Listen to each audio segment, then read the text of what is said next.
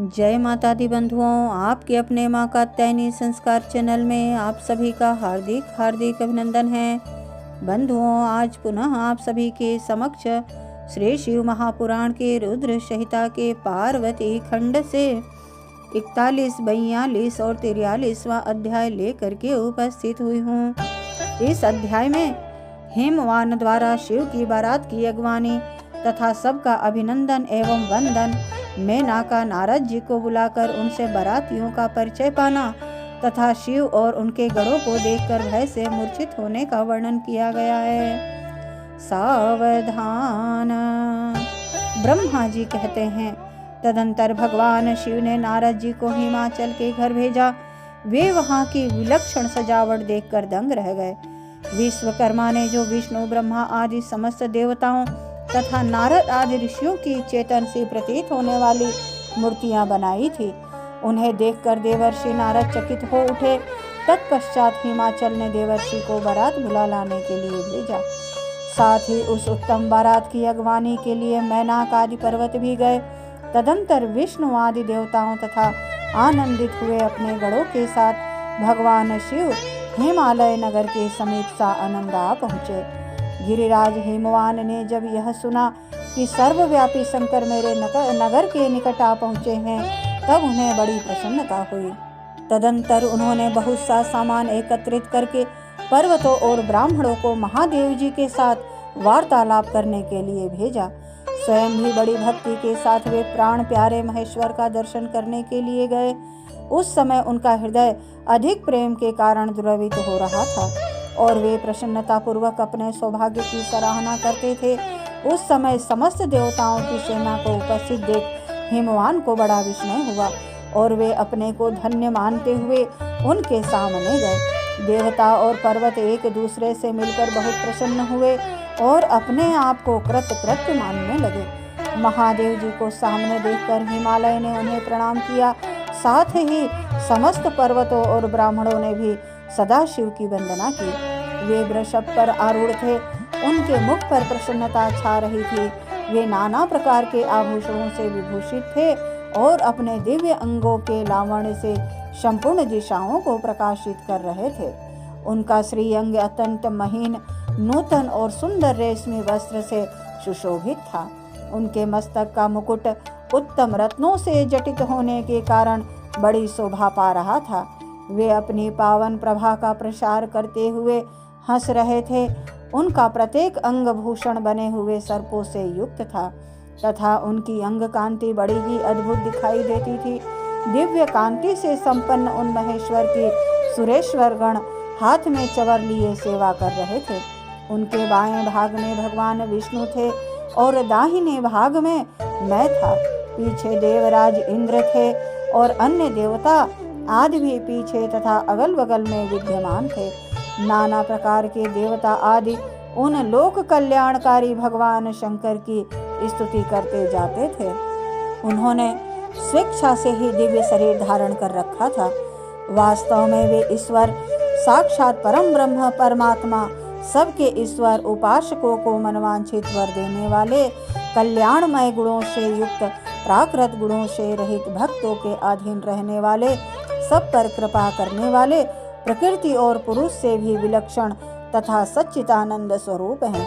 उनके दर्शन के पश्चात हिमवान ने भगवान शिव के वाम भाग में अच्युत श्री हरि का दर्शन किया, जो नाना प्रकार के आभूषणों से विभूषित हो वीनतानंदन गरुड़ की पीठ पर विराजमान थे। मुने भगवान के दाहिने भाग में उन्होंने 4 मुखों से युक्त महाशोभाशाली तथा अपने परिवार से संयुक्त मुझ ब्रह्मा को देखा। भगवान शिव के सदा ही अत्यंत प्रिय इन दोनों देवेश्वरों का दर्शन करके परिवार सहित गिरिराज ने आदर पूर्वक प्रणाम किया। इस प्रकार भगवान शिव के पीछे तथा अगल बगल में खड़े हुए दीप्तिमान देवता आदि को भी देखकर गिरिराज ने उन सबके सामने मस्तक झुकाया। तत्पश्चात शिव की आज्ञा से आगे होकर हेमवान अपने नगर को गए तथा उनके साथ महादेव जी, भगवान विष्णु तथा स्वयंभू ब्रह्मा भी मुनियों और देवताओं सहित शीघ्रता पूर्वक चलने लगे। मुने उस अवसर पर मैना के मन में भगवान शिव के दर्शन की इच्छा हुई, इसलिए उन्होंने तुमको बुलवाया। उस समय भगवान शिव से प्रेरित होकर उनका हार्दिक अभिप्राय पूर्ण करने की इच्छा से तुम वहां गए। मैना तुम्हें प्रणाम करके बोली, मुने, गिरजा के होने वाले पति को पहले मैं देखूंगी। शिव का कैसा रूप है जिसके लिए मेरी बेटी ने ऐसी उत्कृष्ट तपस्या की है। तात उस समय भगवान शिव भी मीना के भीतर के अहंकार को जानकर श्री विष्णु और मुझसे अद्भुत लीला करते हुए बोले। शिव ने कहा, तात आप दोनों मेरी आज्ञा से देवताओं सहित अलग अलग होकर गिरिराज के द्वार पर चलिए, हम पीछे से आएंगे। यह सुनकर भगवान श्री हरि ने सब देवताओं को बुलाकर वैसा करने के लिए कहा। शिव के चिंतन में तत्पर रहने वाले समस्त देवताओं ने शीघ्र वैसी ही व्यवस्था करके उत्सुकता पूर्वक वहां से पृथक पृथक यात्रा की। मुने, मैना अपने मकान के सबसे ऊपरी भवन में तुम्हारे साथ खड़ी थी। उस समय भगवान विश्वेश्वर ने अपने आप की ऐसी वेशभूषा में दिखाया जिससे मैना के हृदय को ठेस पहुंचे। सबसे पहले बारात के जुलूस में विविध वाहनों पर विराजित खूब सजे धजे बाजे गाजे के साथ पताकाएं फहराते हुए वसु आदि गंधर्व आए।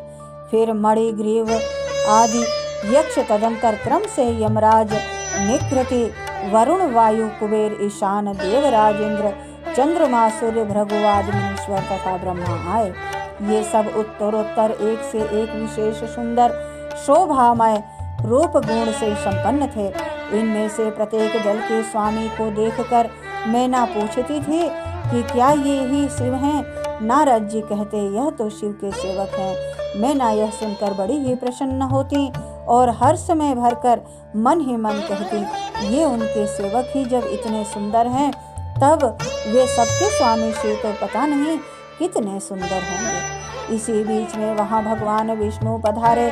वे संपूर्ण शोभा से संपन्न श्रीमान नूतन जलधर के समान श्याम तथा 4 भुजाओं से संयुक्त थे।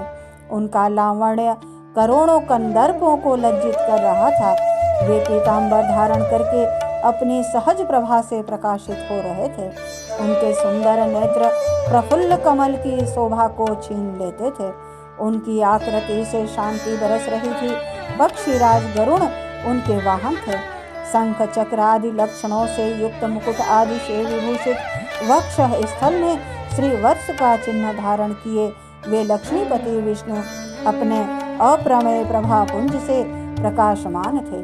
उन्हें देखते ही मैना के नेत्र चकित हो गए। वे बड़े हर्ष से बोली, अवश्य ये ही मेरी शिवा के पति साक्षात भगवान शिव हैं, इसमें संशय नहीं है। मुने, तुम भी लीला करने वाले ही ठहरे।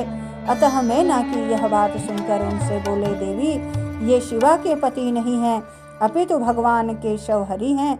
भगवान शंकर के संपूर्ण कार्यों के अधिकारी तथा उनके प्रिय हैं। पार्वती के पति जो दुल्हा शिव हैं, उन्हें इनसे भी बढ़कर समझना चाहिए। उनकी शोभा का वर्णन मुझसे नहीं हो सकता। वे ही संपूर्ण ब्रह्मांड के अधिपति सर्वेश्वर तथा स्वयं प्रकाश परमात्मा हैं। ब्रह्मा जी कहते हैं, नारद, तुम्हारी इस बात को सुनकर मैना ने उन शुभ लक्षणा उमा को महान धन वैभव से संपन्न सौभाग्यवती तथा तीनों कुलों के लिए सुखदायिनी माना। वे मुख पर प्रसन्नता लाकर प्रीति युक्त हृदय से अपने सर्वाधिक सौभाग्य का बारंबार वर्णन करती हुई बोली।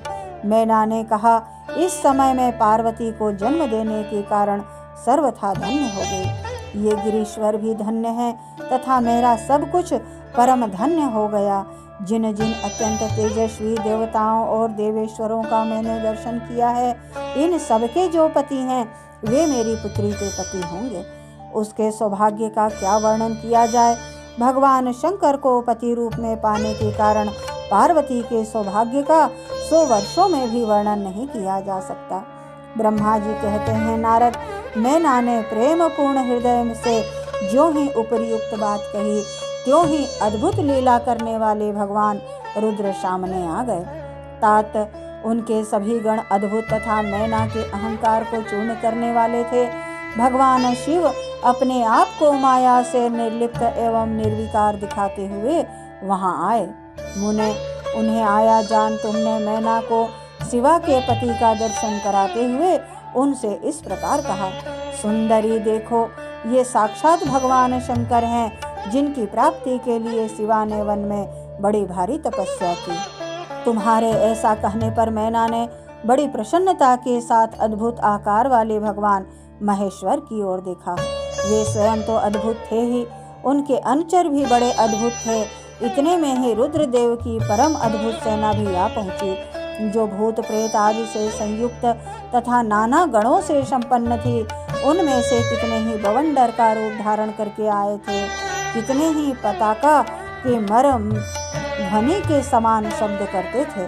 किन्हीं के मुंह टेढ़े थे तो कोई अत्यंत कुरूप दिखाई देते थे, कुछ विकराल थे, किन्हीं का मुंह दाढ़ी मूछ से भरा हुआ था, कोई लंगड़े थे तो कोई अंधे, कोई दंड और पास धारण किए हुए थे तो किन्हीं के हाथों में मुदगर थे, कितने ही अपने वाहनों को उल्टे चला रहे थे, कोई सींग, कोई डमरू और कोई गोमुख बजाते थे।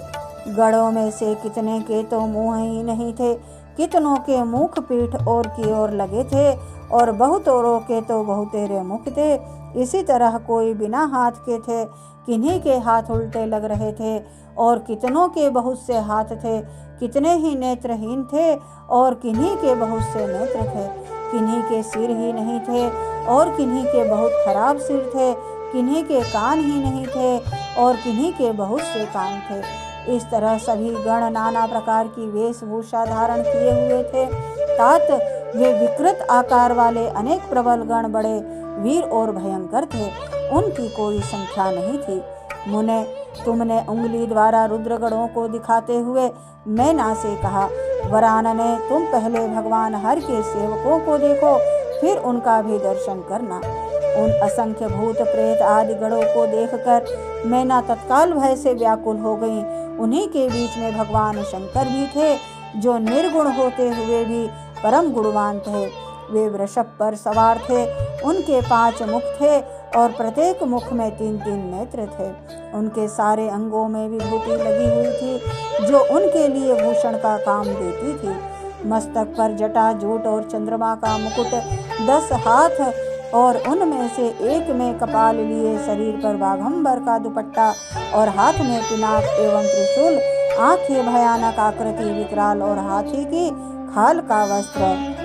यह सब देखकर शिवा की माता बहुत डर गईं, चकित हो गईं, व्याकुल होकर कांपने लगी और उनकी बुद्धि चकरा गई। उस अवस्था में तुमने उंगली से दिखाते हुए उनसे कहा, ये ही हैं भगवान शिव।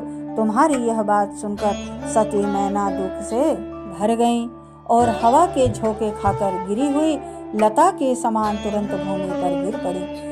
यह कैसा विकृत दृश्य है, मैं दुराग्रह में पड़कर ठगी गई, यो कहकर मैना उसी क्षण मूर्छित हो गई। तदंतर सखियों ने जब नाना प्रकार के उपाय करके उनकी समुचित सेवा की, तब गिरिराज प्रिया मैना धीरे धीरे होश में आई।